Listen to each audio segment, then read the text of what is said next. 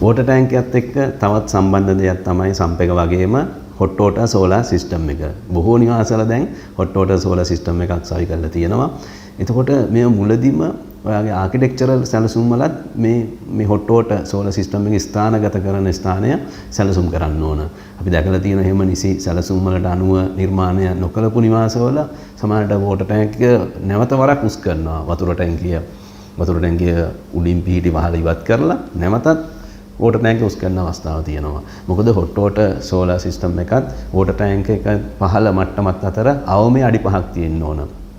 ඒකම hot water solar system එකත් එක්ක shower එකත් අතර අඩි 5ක්වත් අවම පහත් වීමක් සිදු වෙන්න ඕන. solar system එකත් ඉහළින් තමයි water tank එකේ තියෙන්න ඕන අඩි 5ක්, පහළින් තමයි තියෙන්න ඕන shower එක. එතකොට මේව වෙනස් කරන්න බෑ. මුලදීම මේවා නිසි ආයුවෙන් සැලසුම් වෙන්න ඕන. මෙහෙම නුනොතින් වෙන්නේ අධික රස්නය සහිත වතුර තමයි නාන්න වෙන්නේ, පානය කරන්න වෙන්නේ.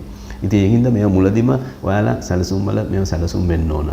එතකොට hot water solar system එකක් තිබුණොතින් ඔයාලට electricity bill එක ගොඩාක් අඩු වෙනවා. ඒකම වැසි දිනවලදී නාන්න පාසුකම් සැලසෙනවා. වතුර බීමට හැකියාවක් තියෙනවා.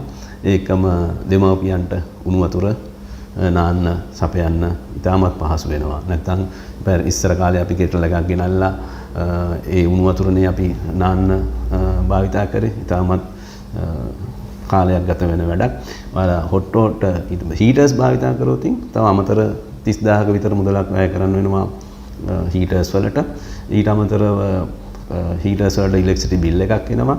ඒකින් හොඳම දේ තමයි hot water solar system එකක් භාවිතා කරන්න. සාමාන්‍ය ලක්ෂයකමාරක් පමණ මුදලක් මේ දිනවල වැය වෙනවා. නමුත් electricity bill එක ගැන සැලකීමේදී වසර 5කින් පමණ මේ මුදල පියවා ගැනීමේ හැකියාවක් තියෙනවා. ඒකින්ද ඔයාලා hot water solar system එකක් සවි කරනවා නම් water tank එකත් ඒ නිසි උසකින් සැලසුම් කරන්න ඕන.